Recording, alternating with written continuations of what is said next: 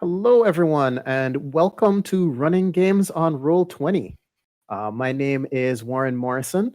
I'm a staff at Double Exposure. I've also been a GM for many, many years, and like I'm sure a lot of you, I have had to spend the last year getting really familiar with running a lot of my games online. I've run a bunch of playtests for tabletop RPGs, some board games, some card games. I haven't quite gotten to LARPing online yet, but it's on my list. With me is Stephanie from Roll20 and Chris O'Neill from Ninth Level Games. Would you two like to introduce yourselves? So I'm Stephanie Hi, everybody. Bryant. I'm Chris O'Neill. I I'm going probably to let should have Stephanie picked the go. person first. Stephanie, let's go with you. Sorry, we're just going to trip over each other through this whole thing. So I'm Stephanie Bryant. I am the Scrum Master at Roll20. I also am a game designer. I wrote Threadbare RPG, which I did a lot of playtesting in person at conventions locally, but I also did a whole bunch of it online because that was one of my great ways to, or great secrets for how to get a diverse group of playtesters. So I'm excited to be here and looking forward to chatting with you guys. Chris. Thank you. I am Chris O'Neill from Ninth Level Games. I am a game designer and game publisher. Ninth Level specializes in accessible role-playing games. We're currently on. We have a Kickstarter running right now for The Excellence, which includes a Roll20 piece. We'll talk about that later. I'm probably best known for Cobalt Ate My Baby. But hopefully things are changing and people will recognize us for the polymorph system, which is where we really focus a lot on Roll20, and we'll talk about that as we go through. I'm very excited. Always love to talk to Metatopia. It's always my favorite show, and even if we can't be in Morristown, we can at least We still talk came together, though. That's with the our important friends. part. Yes. It still feels like we're at least connecting in this strange new world that we all live in. Yeah. Well, on the topic of Strange New World, let's get right into it. I think the first topic we talked about was getting onto the Roll20 system. Do you want to start us off, Stephanie? Sure. So I'm gonna rattle off a couple of resources because I know that for many people you might be new to online virtual tabletops, or VTTs as they're called. Roll20 is certainly one of the more popular ones. I think it's the best, not just because I work there. I've actually been a user since their closed beta, and one of the reasons it's so popular is one of the driving passions behind Roll20 has always been making it easy for people to get in and get on their game and start playing, and that is constantly at our forefront. So getting into a game, like if your GM starts a game, they can send you a link, and you click the link, and boom, you get in, which is great. So we do have a lot of resources. Roll20 makes a lot of resources for GMs who are setting games up, for players who are like getting started. And I'm gonna have Darren put those in the chat. One of them is our YouTube channel. We have a Twitch stream, so these things all get streamed on Twitch and then archived on YouTube. And our YouTube channel has a bunch of wonderful playlists, including one that is my personal favorite, which is Gabe James Games. Does a whole video blog on basically if you're a new GM and you're getting started as a GM on Roll20, it's like hits all the high notes. Roll20 is system agnostic, even though D&D is a very big popular system on our platform. It's not the only one, and in fact, the second game that was ever played on Roll20 was Settlers of Catan. So, like from the very beginning of its roots, Roll20 has been, it has meant playing all kinds of games, not just one kind of game. So, and the other resource that I'm going to have Darren drop in there is we have a Roll20 crash course document over on our help center, and that's a great like tutorial of just like how do I get it set up, how do I get started. So, and kind of if you don't mind, I want to kind of jump in on that from the not like, I guess, as familiar with Roll20 side. I used it sporadically for a couple of years, and then when I started having to run things on it exclusively, for some reason people stopped coming over to my house for a year. It's crazy. Who could know why? Who could know why? But it's, well, the easiest thing for me was first like, all right, they're online resources. How do I find them? And I literally Googled how to do XYZ on Roll20. And the first couple of links were to relatively old YouTube videos that were only half useful. But then I got into some of the actual Roll20 videos, and I got some YouTube videos that are like, had a lot of the basic information. So, I mean, from the GM or the playtester side, like if you are curious if a thing can be done in Roll20 and you don't want to put in the effort of like going to Roll20's channel, literally Google on you or search on YouTube how to do this thing. There is a video on it. I guarantee there is a video on it. The video might be a little outdated. Someone has asked that question in the forums before. Yes, absolutely. It does feel a lot like using Adobe products sometimes. Oh wow! Where the answer's out there. You just have to Google it. I feel that way about using our ticketing software, Jira. The answer is out there. The answer's there. You just got to find it. And like talking about the topic of not just D&D, they're in the past year, in the past 2 years actually, even pre-pandemic, there have been so many like built-in sheets or built-in systems into the Roll20 database that it's pretty easy to at least see if there's a thing similar to what you're looking for. Oh, did Stephanie freeze up on us? I sure did. Wow. You guys froze for me. So carry on. I'm going to try to fix my camera here. We can still hear. Yeah. So that's good. We can hear you. That's the important part. Hello again.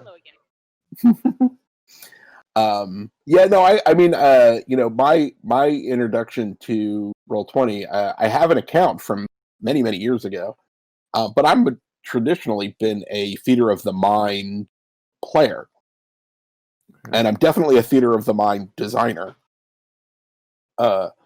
So it wasn't a big push for me. I mean, so the pandemic has been it's been a great place, but at the end of the day, there is something visceral about rolling dice and seeing dice rolled. And for me, the fact that I could get 3D dice and that I could easily connect and I could get some people going and I could share things, not just a map, right? It's not just a map client. It's a virtual tabletop. There's things I can do. I can manipulate cards. I can have character sheets. All of a sudden, it changed my opinion of what it could do, and now I'm using it. Now we're starting to think about it as part of our strategic decision on games. Like, oh, we have to. I'm making a new game. I have to think about what it's going to look like on Roll20. And I think that's kind of very indicative from the designers I've really been interacting with. Like I had a conversation with someone a month ago, and he's talking about writing a Fate mod, and we had this conversation of like, all right, cool. Like we know the system. Here are some of the changes we're gonna make. How are we going to test this? Wait, we can like go on Roll20 and like do an open game. We can design it, and then we can just hit our group of regular playtesters who now we don't usually have to connect with at a convention. We're just like sending emails. All right, cool. Can we all get together at this time? Which is, the hardest part of any role-playing game. Players +1 schedules. Yeah, I mean, part of that's not ever talked about, I think, a lot with the entire VTT community. Roll20 obviously as the front of that pack. The connectivity and the fact that it allows you to play whenever you can and play with whoever you can. Like I was recently in a game with Stephanie, and for me it was late, and for Stephanie it was early. Because we're 3 hours apart. And it was great for me because I'm able to game after 8 p.m. I'm not able to game at 6 or 5. It gives you some advantages that. Great for me because otherwise I don't get to play with Chris. Right. You invite me to any games, Chris? Yeah, come on. It wasn't my game. It was Whitney's. You can yell at Whitney. That's true. Oh, all right. I'll talk to her. We recently ran. Ninth Level runs some. We run some like curated online games. For pay, and we've actually had people come and play games from Malaysia, right? Because we have the ability to do this. We've had players in Australia, which is not something that we would normally do, because we refocused some time and some effort. A lot of the effort that we would have spent going to conventions to run games for people, we've switched to see how can we do that online in an online setting. And the tabletop really opens up that experience because it can be more indicative of what it actually is like to sit down at the table. And I think that actually segues really well into the second topic we wanted to get to. Streaming equals selling. But before we talk about that, are there any questions?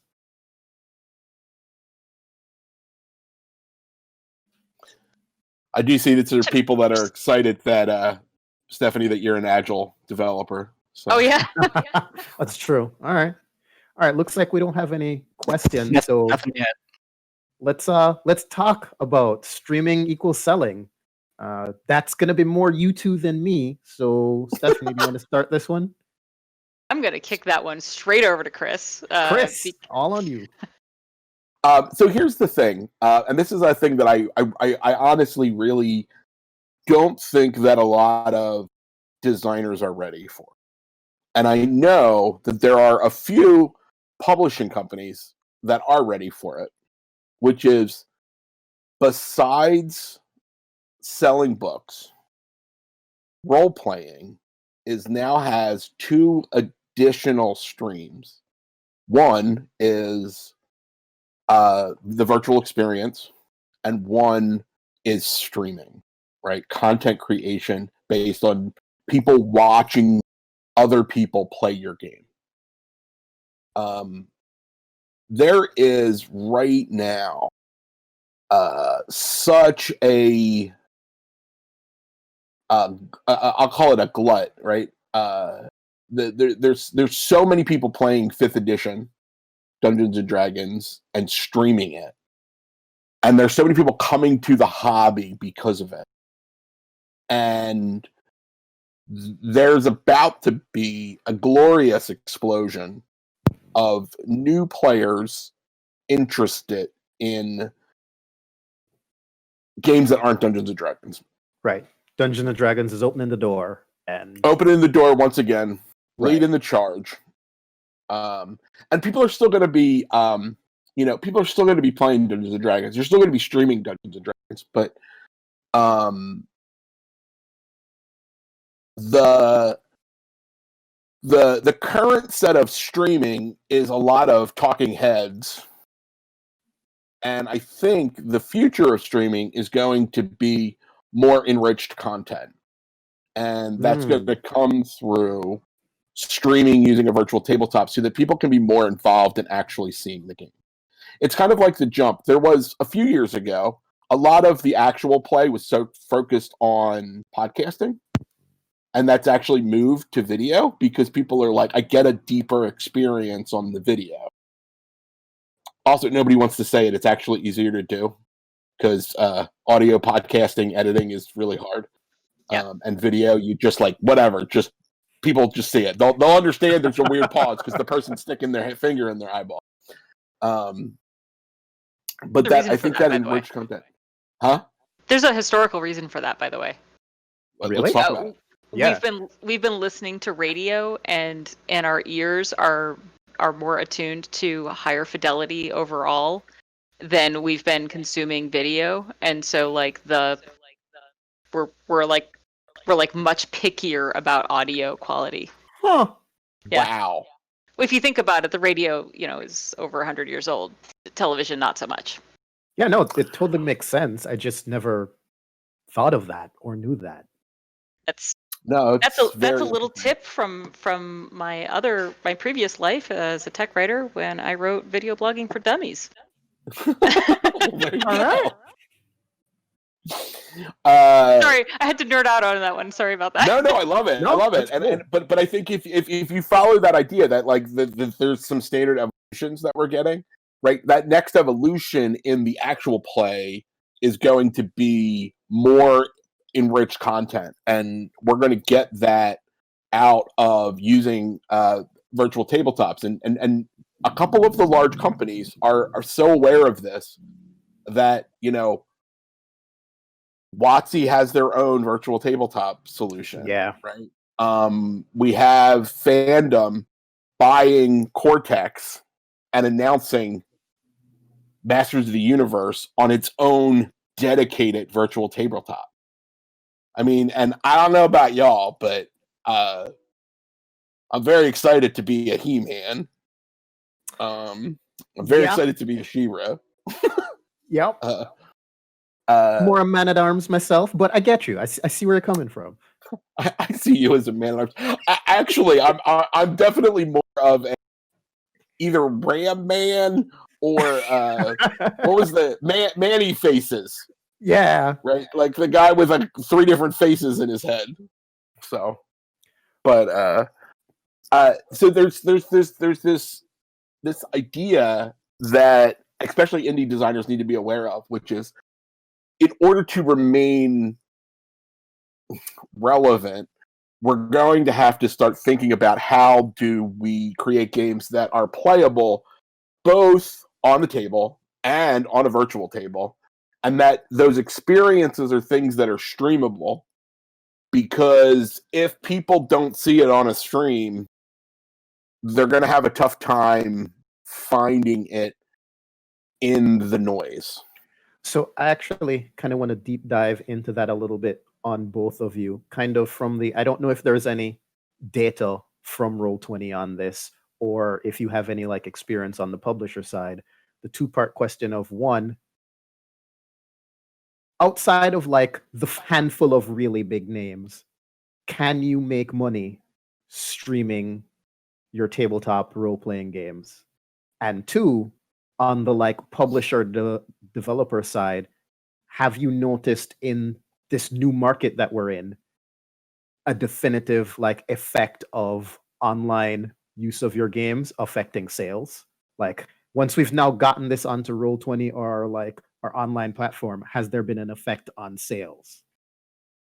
I think I can touch a little bit on that second question, although I do not have hard numbers on any of this stuff because that's not where I live. There is a guy at Roll20 whose job is getting metrics and knowing those things, and I'm not that guy, unfortunately. But I do know that first of all, just getting your game into the Roll20 ecosystem, even just having a character sheet, is beneficial. But also, like Chris, you just got set up as a publisher, right, on the Roll20 marketplace, and there are many people who are paying their rent with their marketplace sales from Roll20. So, all right, and you can't do that if you don't have something to sell. So, yeah, the number one way to make money, I think, on Roll20 is art assets. So people that are making tokens, people that are making map elements, there is there is a very large market, right? Like we didn't even talk about some of these, like the core numbers. Stephanie, how many people, users? 6 million or something? 6 Is million. it the estimated user base on Roll20? 6 million, right? It's over So, 6 million. It's over 6 million, right? Because and that's a number that doesn't make sense to most independent role-playing designers. Like 6 million is an imaginary number. We live in a world of 600 designers. Absolutely. Yeah. And it's a worldwide number too. So, Right. like that's a thing that people don't necessarily realize, is that you could be making a game that like you can't get anybody to buy in your local store, and it takes off like gangbusters in Italy, because it just hits something in their group or in a local, tabletop community, and they're like, to the Italian soul. Or just Roma. or it could just be the influence. Our industry can be small enough that the influence of just one person who's really enthusiastic can spread to their local community, and now that could spread to their not so local online community. So that's something that's kind of exciting. Yesterday we had a question at work. Why do you play Call of Cthulhu? Like those of us who had played Call of Cthulhu, why did you play it? And my answer was basically peer pressure. I played it because the person who was GMing wanted to run Call of Cthulhu. But it's a completely legitimate reason to play a game, and I have played a lot of games because of peer pressure. And because of, or social pressure, or just, my friends like it or whatever. And I think that's not something to underestimate. I think that the correct term for that is word of mouth marketing, but it's a little bit more in depth than that. I want to dovetail off that statement and then come back to Warren's initial question. Right. I think there's something really interesting. One of the things with what games do we play has a lot to do with availability, right? Is this a game I could play in my, I know lots of people that are like, oh, I would have loved to play Call of Cthulhu, but, at my store, we only play Savage Worlds, right? Or whatever that thing is. And I've been going to conventions for so long, and one of the big reasons that always went to conventions was for the availability of that other game. Right. I could play Rifts. I could play one of Chris's stupid games. Right. Like I know there's a couple of guys that I know that will show up and they're always like, oh, I saw that you were running the game, so I just came. Like I don't know anything about it. It doesn't matter. Yep. Right? Yep. Cult of personality. I absolutely have people that come to Strategicon a couple times a year, and they look for what I'm running, and I'm always so flattered. Whatever you're running, I just want to be there. I just want to be there. There's definitely GMs that I do that with for sure. Yeah. And no, you had a second point there, or to go back to. What I was saying is, I don't want to derail you too badly. One of the things that's really interesting about the virtual tabletop situation is it increases availability for more niche product, right? You creating the opportunity to play a game that is not a game that you would be able to play in your local environment, because you literally have the ability to access a world market. Yeah. We are at the very beginning of that. Right. And I think we're at the very beginning of that in two different ways. Like eventually there'll be more ways to market your game. And by that, I mean, as a GM, like I want to run this game, and people are going to find that both professionally, right? Which, back to Warren's question, this is kind of a new thing that's being driven by the pandemic. Opportunities for professional GMing, right? Opportunities to get paid to run games for people, because GMing, like any other entertainment, is requires work, right? So people are like, oh, that's a valid That's a valid labor. I'm willing to pay for that. It is I'm going always to have been a more skill. fun. It is now becoming a marketable skill. Yes. Very good way to put it, Warren. Yeah. So I think and then the go ahead. no, go ahead, because this is a really good point to like nest into our next topic. So I was gonna check if there are any questions, but finish up your point first. It's just that that the I think that it is, we are in the very early stages where people are trying to figure out what it's worth. Yeah. So that there's definitely some back and forth on what will I spend, what can I spend, what's an acceptable amount for that, and the market will find its place eventually. I happen to think that it's probably like around $20 a game. Okay. Which is a reasonable amount, because like if I'm running a game for 3 or 4 hours, 5 people, and I get paid $100, it's like, oh, that was worth my time. I would do that again. As a person that has run a whole lot of games at conventions for $0, Yup. and been very angry because a bunch of crappy people came and played my game. Yup. People that I would never invite into my house, but I can't say no to because we're at a convention. I would have felt a lot different about that if I had gotten paid $100. And it's funny because there's a lot of people who debate whether or not paid GMing should be a thing and so forth. And I'm personally like I'm all in favor of marketing any skill you've got that is marketable. And but one of the side effects of paid GMing that has nothing to do with the GM getting paid is that when people have put $10 down on a game or $20 down on a game, they show up. Yes. Absolutely. Hey, Chris, I'm not going to be at the game tonight. You're out $20, sucker. I mean, people will show Sounds up. Great. We're going to have pizza on you.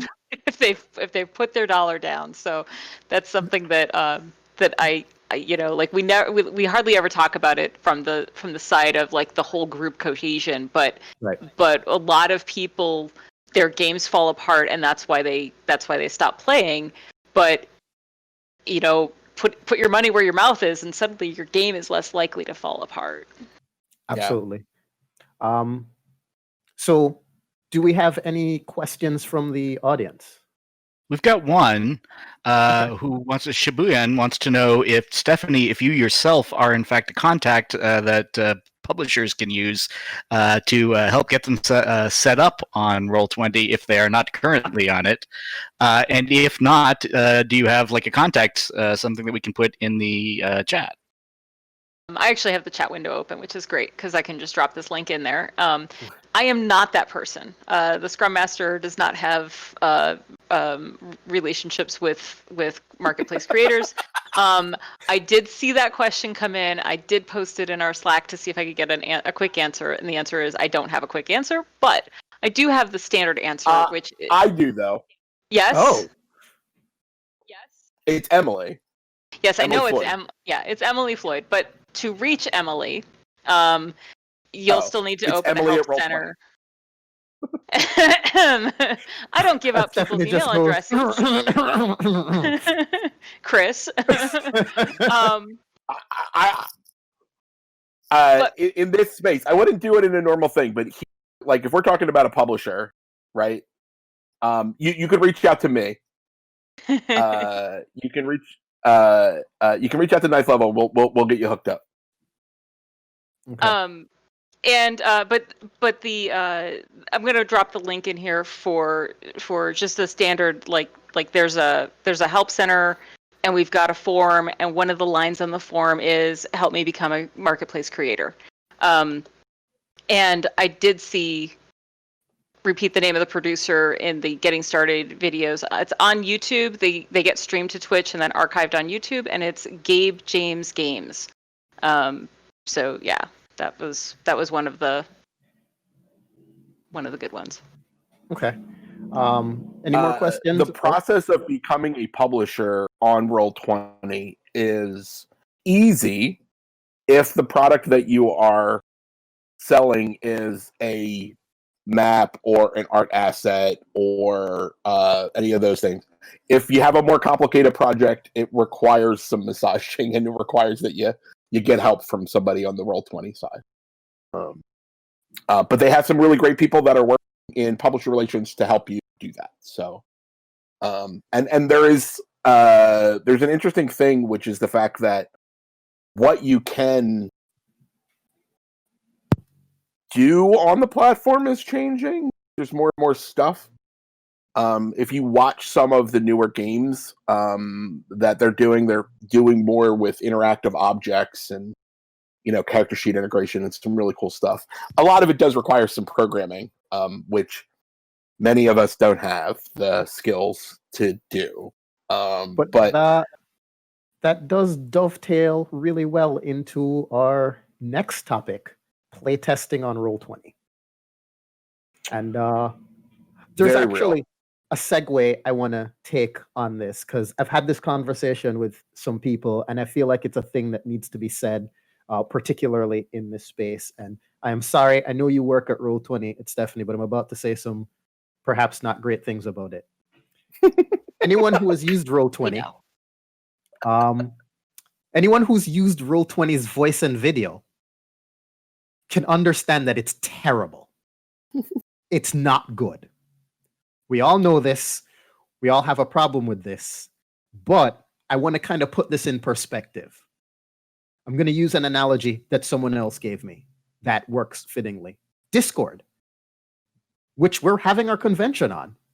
Discord only does voice and video. The Discord app does voice and video very, very well.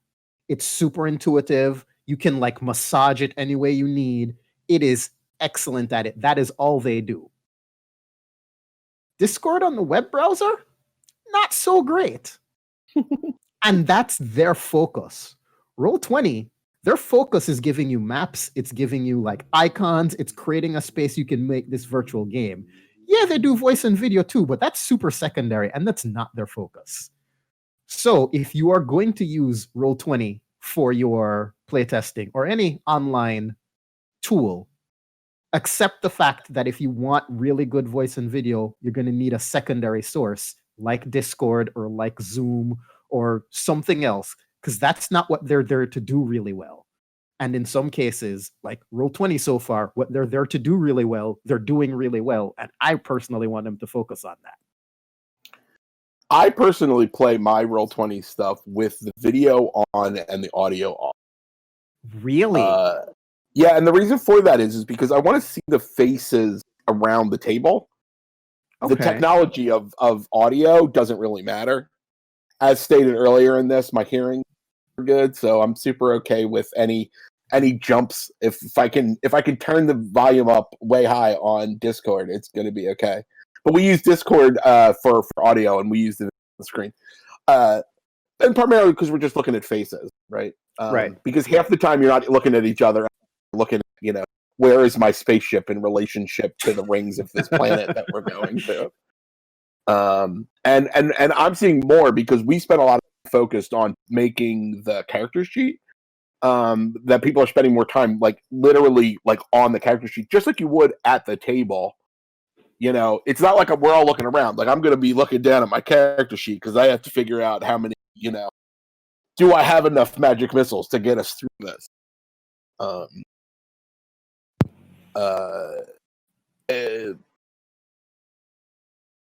Yeah. Actually, I don't know where I was going. That's fine, but on character sheets, there's so many of them on Discord. Not Discord. I'm sorry, Discord. On Roll20 right now of so many different systems. It's not just D&D or Fate or Call of Cthulhu. There is how many? Over 700. I think it's over 750 now. Yeah. Because If anybody can make a character sheet and check it into the GitHub, and as long as it doesn't have, tables and tables of copyrighted, how everything works or whatever, it's great. Check it in. Yeah. If you have basic HTML skills, you can make a character sheet on Roll20.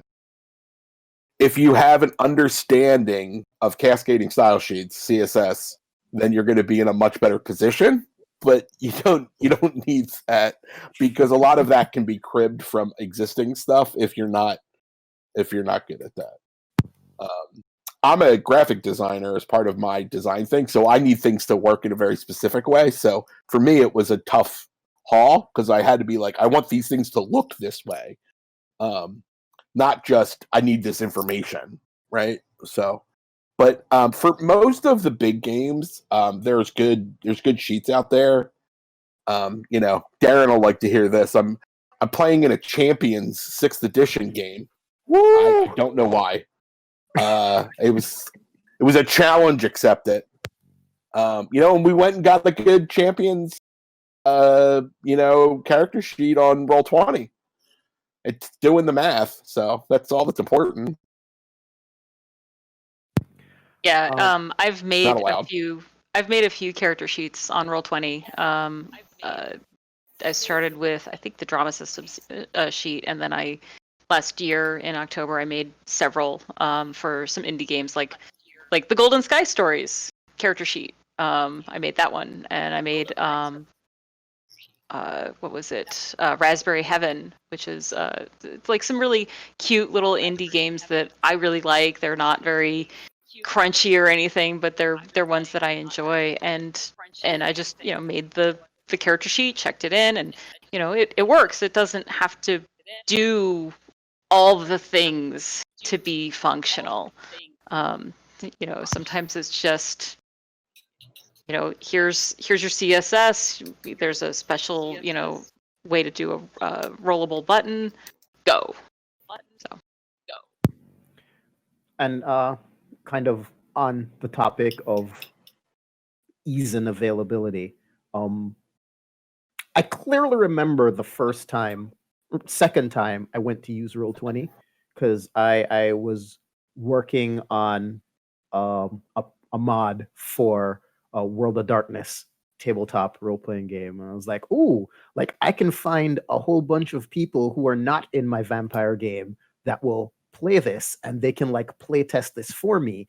And I made the game, and I like went to find players, and a couple months later, when I had found absolutely no players, I was like, all right, I guess this isn't really the market for that.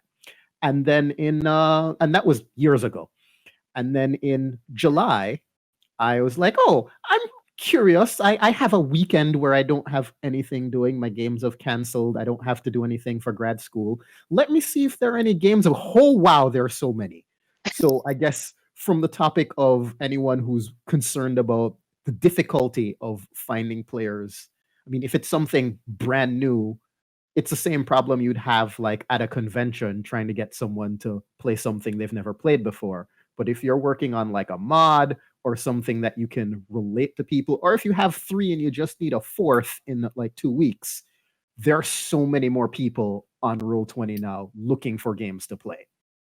It's night and day more than it was. And about a year ago, we implemented something called the pickup game system, which not enough people are using, I think. But it's basically what are the games that are starting and open to anybody to just drop in the next, I think it's half an hour or so, and or 2 hours.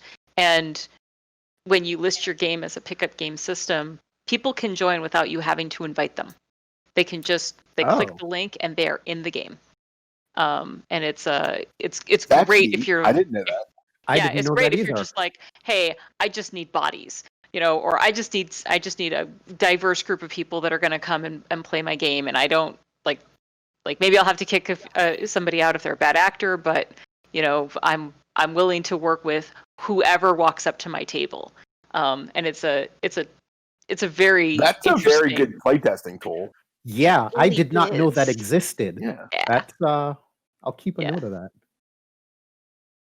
All right. Do we have any more questions? Yeah.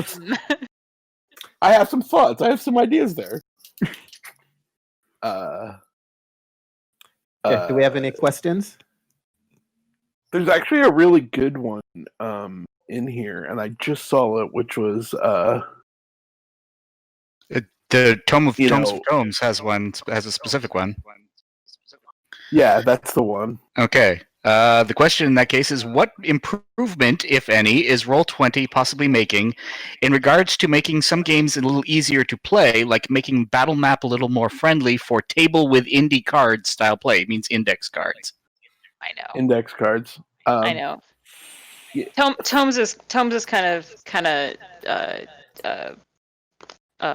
pulling my chain here a little bit, because the last Strategicon that I went to, which was in February, and believe it or not, I was wearing a mask in February at that convention when I went through the lobby because I was concerned about coronavirus already. Good call. But yeah, but smart. one of the things that I did there, and I still have my notes, was I basically did a roundtable with indie developers there to talk about how they're using index cards when they're running their playtests. But a lot of things have happened since then, and that project hasn't, to my knowledge, gotten off the ground. Now, again, I am currently working in a specific team, so I don't have visibility into every single team and what they're tackling next. So I cannot make any kinds of promises about where that fits in the roadmap, Tomer, but I do know that it is something that has been heavily requested for a long time. Index cards are, yes, I just pulled the, did you not see it in my hand, Tomer? Sorry. But yeah, basically. The story started with, I was wearing a mask when this happened. Yeah, come on. But basically, I can't really speak to where that fits in our roadmap at this time. But I do know it is something that has a number of suggestions in the suggestion forum, which is a thing on Roll20. You can go and you can upvote suggestions that haven't been implemented yet. We do actually look at those. You can suggest new features or changes to features. There's a process, and it's not the only way that we build the roadmap, obviously, but it is one of the things that we do look at and care about a lot. So we literally got him to. This panel got weirdly personal all of a sudden.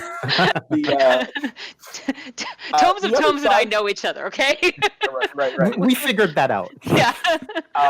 The other side of that is there's actually an interesting development that is not about technology, right? It's about understanding what you can do in the frame, right? And so there's a bunch of games now that are building things with what, for lack of a better term, we're calling dashboards. I've been calling them play tables, right? And it's about creating a situation that isn't a battle map, right? It is, in fact, literally, like, the first thing I do is I turn off grids, right? Because when I'm making a game, it's not going to have a battle map. But I want the space, and I'm going to have multiple spaces. And so, like, I literally build dashboards that handle the activities that are the things that you're talking about in that indie game. So in our mazes game, we have a central sheet that has the tracks that you follow. And then we have an object that you can literally physically move around the track. And it simulates the exact same activity that would happen on the table. Now, for index cards, the idea to be able to write on a card and move it around, that's a little bit. But for actual cards in a game, like, there's a system for that works, it's pretty well, and you can do it yourself. It doesn't require any special tools. Chris, I just one of want the to things ask. that's really nice is, go ahead. I just want to ask. You said that the first thing you do is turn off the grid. Do you turn that off in the default settings? Because you can do that, right? I didn't. I didn't know that either. I will. Yeah, you can. I never even thought about Yeah, you can set it in the defaults, and that way you don't have to do it every time you make a new page, which is something that I do when I'm running like Dungeon World and Inverse World and stuff. I'll just set it the page default to not even use a grid, and then I could just pop up whatever images And this is I a want. great moment to remind everyone that if they scroll up in the Twitch chat, there are some links that Stephanie has provided us for learning how to use Roll20. So you're not like Chris and I going, wait, you can do that? I didn't know you could do that.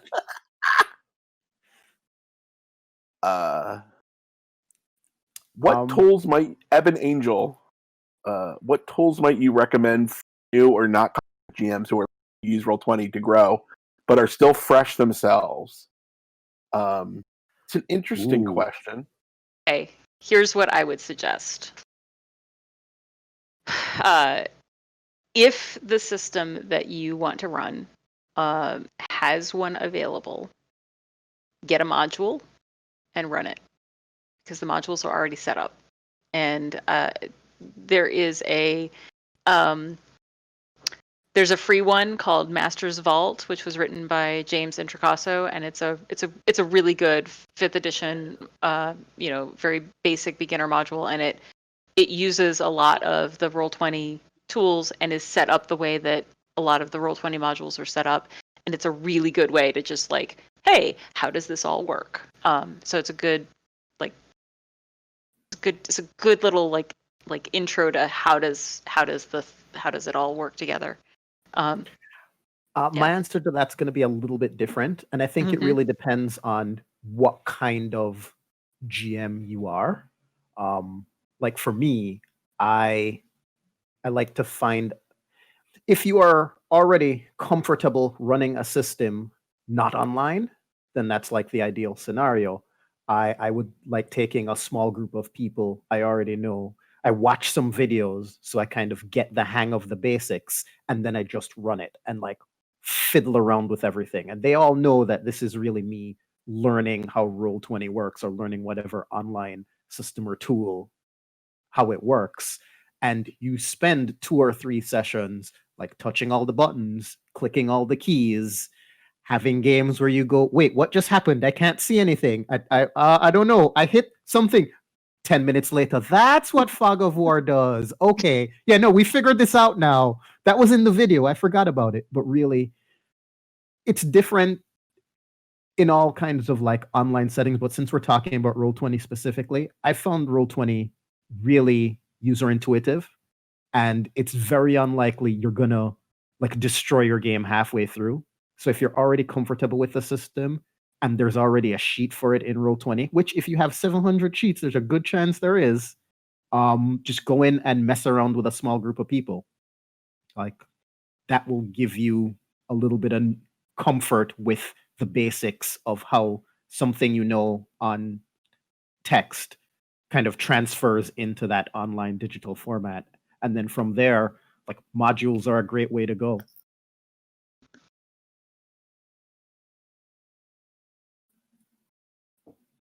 I was trying to get my cat to come on screen, but she's pain in the butt.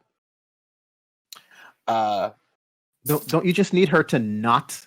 Don't you need to not want her to come on screen, and that's what attracts her? Isn't that? Yes, that's what worked for my cat.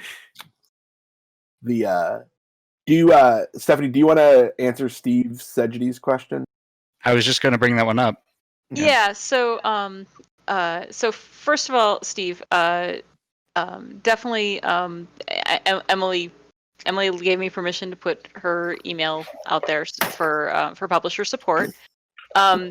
So one of the things that has happened since March is that we have had enormous growth, as I've mentioned.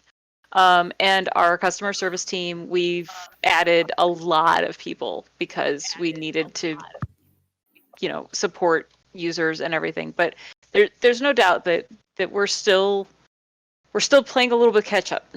So that's something that is a ongoing important thing for us, and it's I would say it's probably one of our top priorities this quarter. Actually, has been making sure that our customers, our users are supported and want to keep coming and playing on our platform. So I don't know that I can really give too many specifics there, but we hired, I can't remember if it was 4 or 6 new customer service team members, and that's quite a few for a company our size.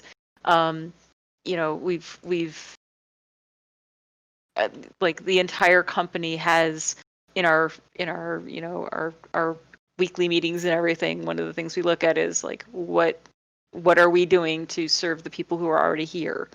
and and give them what they're here for, what they're looking for, what features they want, what bug fixes are important to them, and so forth. So, and Steve, to your thing, Ninth Level's new on the platform too as a publisher, and we have, in an optimal situation, I would like the responsiveness on that side to be greater, but they are growing on that side, and they've been very helpful. We've just taken and been told, that we will get better responses if we're proactive, right? Like if we're doing the work, right? And one of the things that's interesting is there's a starting to grow small group of third parties that can actually do a lot of the work. And if you want to get into a queue behind a bunch of other publishers, it's a thing. If it's going to be something that Roll20 does, if you want to do it, they're more than willing to partner with you and let you do what you want. If you're bringing the talent from outside. Yeah, the more you can do, the more the easier it is to get through that pipeline for sure. I do see one question about music, and I'm just going to drop a link here because this is something we do. You can do background music and everything, but you can also, first of all, you can upload your own music now. That's something that Roll20 added last year. And also, there's an API script. If you're a pro user in Roll20, you have access to API scripts. There's an API script that you can actually, I think it's called Roll20 Audio Manager, or Roll20 AM, and you can a little more easily control the jukebox, like through the chat or whatever. So there's some good audio tools. I also know that there are a number of people who use like Discord to stream from their Spotify playlist, which is totally a thing, and that's like go, more power to you. Another little tip and trick, I know I've thrown some of these in here, and I think that they're helpful, is you can set a playlist or a track to play when you move the players to a particular page, which I do all the time. Which I think is super rad. Like, you just, okay, we're going to go into the battle scene, and then the battle scene's, music starts or whatever. So like there's kind of a little thing that I like. You actually brought up like a little subtopic that I'm really glad we can touch on, Stephanie. And I only have like the view of this from the GM player side, and that's kind of the difference between the three accounts. Like there's your free account, your plus account, your pro account, and like when I was just playing and would occasionally run like a 1 or a 3-shot game, my free account was perfectly fine. Like it did 100% of what I needed it to do. The plus account seems like the thing you would need if you're now running like your consistent weekly game. And that's kind of where that seems. And the pro account would be more than that. I do not have a pro account because I do not run that much. Grad school has decided that is more important right now. But account is also good if you're thinking, well, I'm gonna be a pro GM, or I'm going to really contribute into this as a marketplace creator, or as a sheet author, publisher. Like the pro account is really at that level of I'm now invested in this platform, and that's, I think, one of the things that we use pro account is for very experienced GMs or GMs that are running a lot of games, but it's also really, really useful, or really even necessary if you're adding to the the Roll20 platform. So yeah, that's kind of the break point is, well, am I getting really serious right now about right. developing on Roll20, and then it's yes, then you need that pro account. Or the person that you have writing your character sheet needs it. Yeah, that will not be me. But from a publisher perspective, I think there is an interesting thing that, just real quick, I think that there is like I said, a growing market of people with skills that are looking to do this work for publishers, so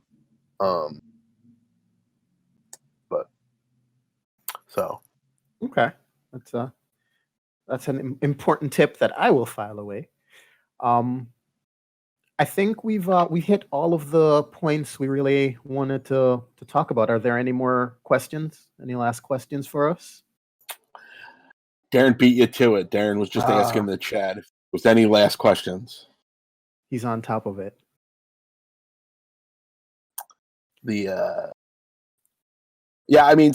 Just quick as anybody's getting for any last questions. My big thoughts is I'll just get back to this piece. It's a fresh new market for us as publishers, and we all need to be thinking about it. I'm really enjoying it. I think there's a lot that's coming. So, and I guess from the designer side, like not just myself, but all of the designers I kind of interact with, where we're all having that same conversation of, all right, how can we take advantage of the situation we're in? Like ultimately we built up the tools of how to market, how to test, how to kind of make our way to finished product that we're either going to release or sell. But now the environment's changed in a lot of ways for negative, but it looks like there are a lot of positives that we can take out of this now. And this situation's not going to change. If they come up with a cure for the virus tomorrow, I personally believe there have already been enough kind of systemic changes in how work in general is done that we're not going back, right? Virtual gaming is here to stay. Just like virtual workplaces are here to stay. Because it finally got those the old fogies enough to be like, "Whoa, I guess I'll try it." Do you know, several years ago, before everybody had to be online and everything, and this is my parting comment. I was running games at a local store every week, and I wanted to run the game for the adventure for my DMs before the game, so that it's kind of a slot zero type of thing, so that they would get familiar with the content. And we used to do it at somebody's house, and then there was a virtual tabletop available, and we started playing online. And these were people that lived within 10 miles of me, but they were more able to play online because suddenly they were like, I don't have to get a babysitter to play it online. I can do this and still, have the other things going on in my life and in my world. And I think right now we're all maybe feeling a little more claustrophobic about having all of those things around us, but it's definitely at the time it was one of those things where it's like we could get more people consistently showing up to those games. The GMs they were like, well, I can commit to playing on Wednesday, but I can't necessarily also play on Sunday. But suddenly they could, because they could find 2 hours on a Sunday afternoon at that point. Right. So I think that's something that that certainly speaks to this is not a thing that's going away, and it's something that we can all indie game creators can use these tools to, play test better, market better, get get that engagement with your game, and it's engagement that's not just the local guy who knows you. It's also that really enthusiastic person in Italy, or that really that Discord server that people just got really excited about it, or whatever it is. Yeah. All right, Chris, Stephanie, thank you both very much for bringing your experience and expertise. Thank you all very much for listening. Yeah, thank you very much, all our panelists. Thanks for the questions, or not panelists, attendees. It's really great that we were able to do this, and I hope you enjoy the rest of your Metatopia. Definitely. See y'all. Cheers, everybody.